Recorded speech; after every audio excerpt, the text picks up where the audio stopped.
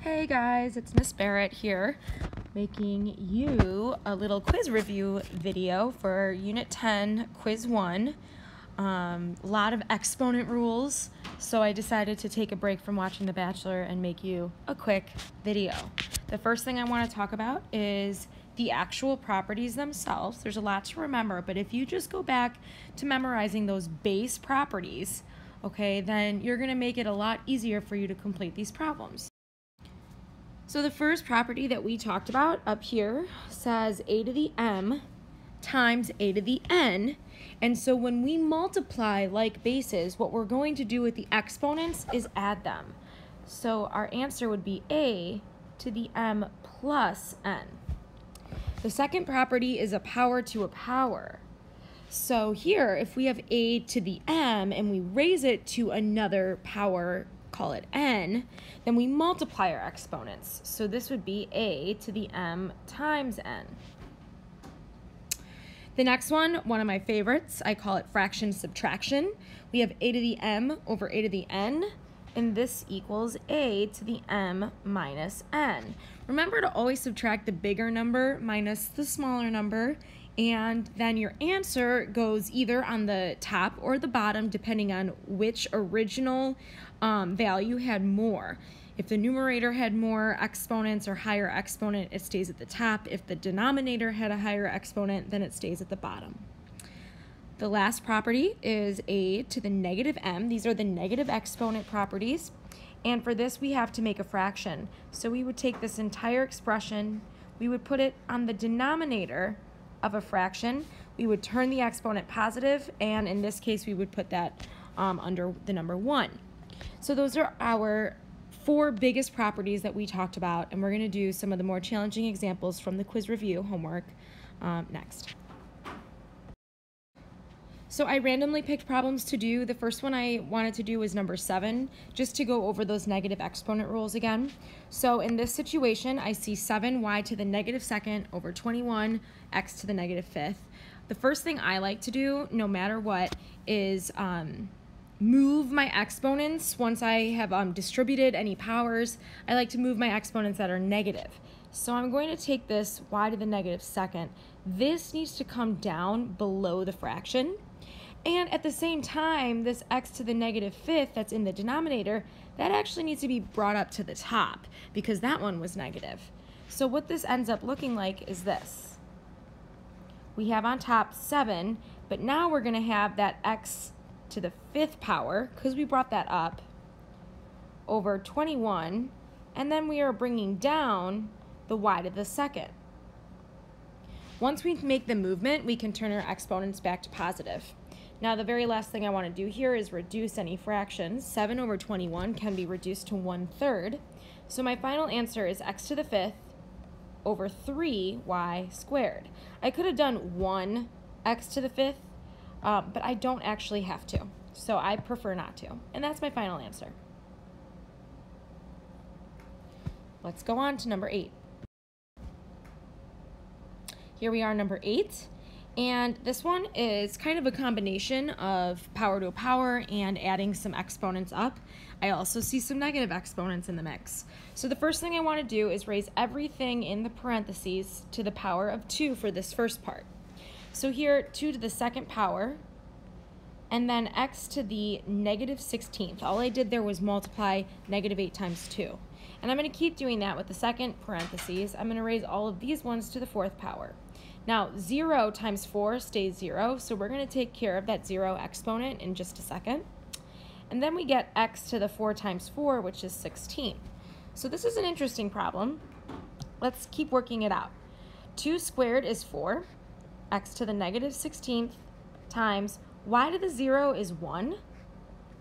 Okay, and then we have x to the 16th. So next I want to actually multiply the coefficients, and I also want to add my exponents, but something weird is going to happen with this one. 4 times 1 is 4. X to the negative 16 plus 16 is 0. And x to the 0 is actually 1. So this is just 4 times 1. This actually gives me an answer of just 4. What a weird problem. Kind of cool. We're going to go on.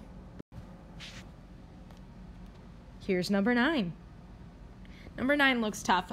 It's not bad, but there's going to be a lot of movement because I see a negative exponent. So let's just go one step at a time. I prefer to do the distributing of the exponent first. So we are going to distribute this -2, and guys, we're going to distribute it to every single part of this, not only in the numerator, but also in the denominator. Crazy. Lots of distributing here. So we end up with, get this, we get 3 to the -2. I kind of said that wrong, but whatever. A to the -10th, B to the -8th, over 2 to the -2nd, A to the -4th, B to the -2nd. So this is what's crazy about this problem. All right, guys, we have all these negative exponents in the numerator. We have all these negative exponents in the denominator. So all of these numerator parts, they need to come down below the fraction. Meanwhile, all of these denominator ones, they need to come up because they have negative exponents. So we're basically going to do a little flip-flop here. We're going to take that entire numerator, since they all have negative exponents, they all go down. Whereas the denominator, all of those negative exponents come up. Literally just flipping this guy around. So on top I have a 2 squared. A to the +4th, B to the +2nd. I just took that denominator, I moved it up. And now on the bottom I have a 3 squared, A to the 10th, B to the 8th. Okay, not done yet. Now we get to do fraction subtraction, my favorite rule. So 2 squared is 4. Okay, I'm going to do this one. I'm going to do 3 squared on the bottom. That's 9. Now let's do fraction subtraction. 10 minus 4 would be 6. And the bottom wins because there was more A's on the bottom. So it's A to the 6 on the bottom. And then last part, let's subtract the B's. 8 minus 2, also 6. And that also stays on the bottom. And that's it, guys. My final answer is 4 over 9. A to the 6th, B to the 6th. Done. Boom. That one was a fun one. Let's go on. All right, number 13. Wow. This one's crazy. Let's go ahead and multiply everything across the top. Now remember, guys, there are so many different ways to do this.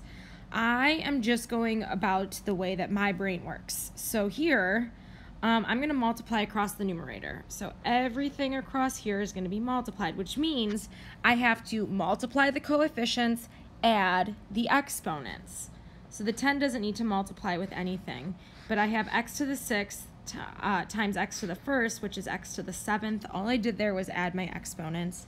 And then y to the 1st times y to the 3rd is y to the 4th, and that's the numerator.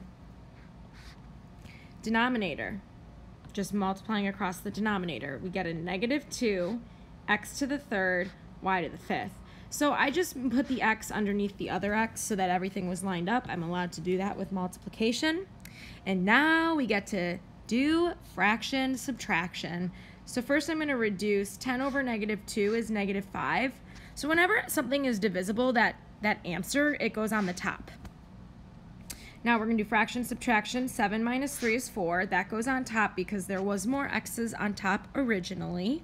And then 5 minus 4 is 1, and that goes on the bottom, y to the 1st. Final answer.